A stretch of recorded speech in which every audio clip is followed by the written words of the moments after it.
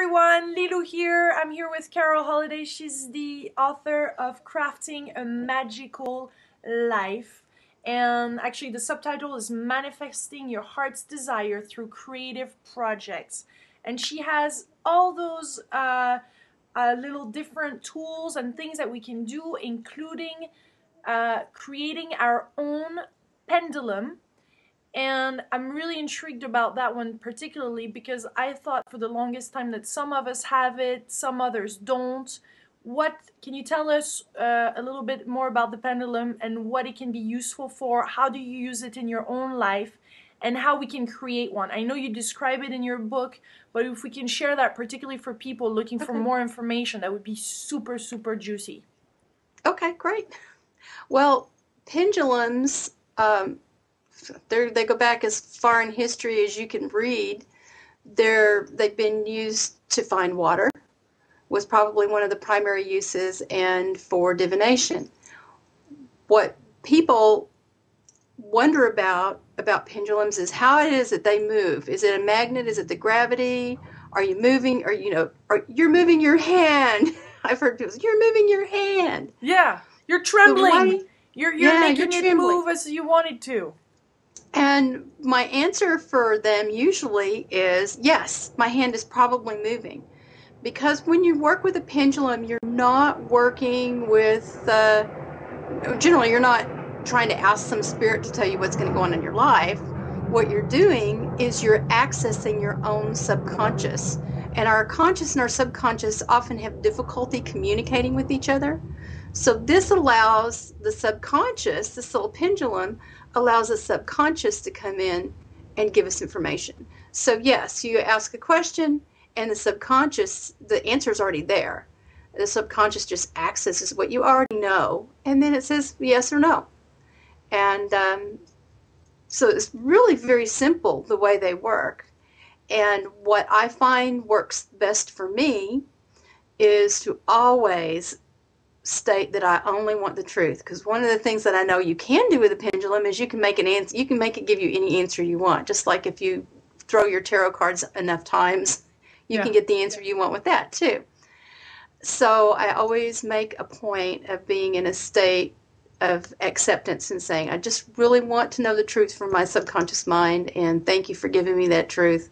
And then asking simple yes, no questions, or making statements like 1 cup of coffee is okay for me to drink each day. And my yes answer is always a circle. Okay, good. 4 cups of coffee is okay for me to drink each day. No. Of course, I already know this is probably the fact, but my mind knows that 4 coffees will wind me up pretty solidly. So you would use it when you say in your book that you use it when you need quick answers, like you need that answered, and you would just ask it, not just in for cup of coffees, but like really important decisions. There have been times when I've been faced with making a decision about spending money that I wasn't sure I should be spending, and having a pendulum to access information that I can't get in a conscious way has helped me do that. Beautiful. Like, okay, and this is what I want. Do I spend the money on it or not? Yeah, and I was really surprised, actually, like you have a beautiful pendulum right now, but you can also create them with like glass beads, you're saying in the book. So you can make those actually very easily, and it doesn't have to be this fancy, expensive tool. You can be quite creative at it, and then you're explaining how to draw the yes, no, maybe to kind of help you at the beginning. Is that right? Anything that you can hang and suspend can be a pendulum. My husband used to make me laugh because he would take the drill chuck that was hanging on, the little thing that tightens the drill that was hanging on a cord, and he would hold that and he would ask questions with his drill chuck. What that told me was it didn't really matter so much what you suspended, just as long as it was heavy enough to hang at the bottom and have a little weight to it. And I have taken a necklace off and used the pendant from a necklace, just hanging on the necklace.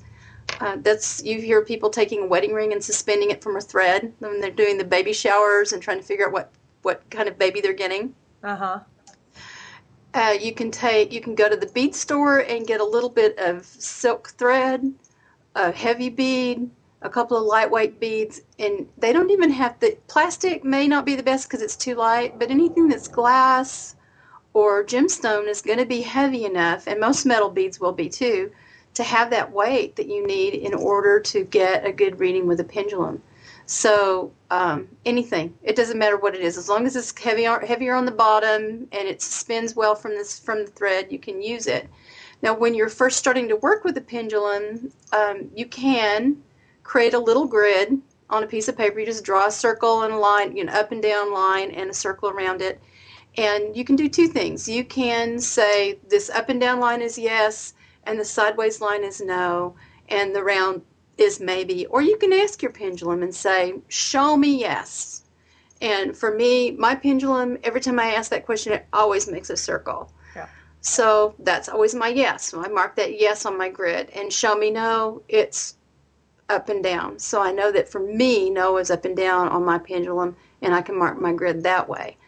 And once you do that, then you can start asking questions or making statements.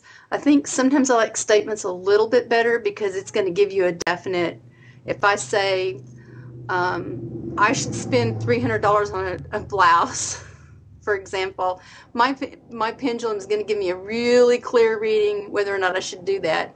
Whereas if I ask the question, I might be inclined to answer it with the pendulum.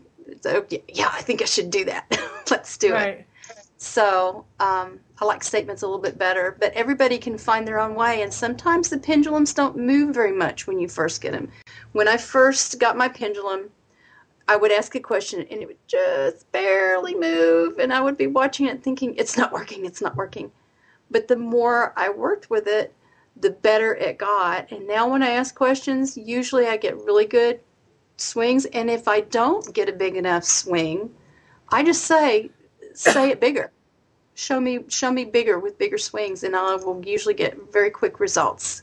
And is it the same than angel cards? Sometimes when you ask the questions like that, if there's another burning question in your mind that it's actually not the one that you're asking, then it might refer and it might give you the answer for the other one. Yes, you need to be focused on exactly what it is you want to know, and try to put other things out of your head, because you don't want your pendulum answering that secret question that you're not actually asking. Right. So whatever the secret question is, you might as well just ask it. Well, thank you so much, Carol. Thank you. Carol is the author of Crafting a Magical Life. Thank you for being here with us and sharing this useful information. I enjoyed it. Thanks. Thanks.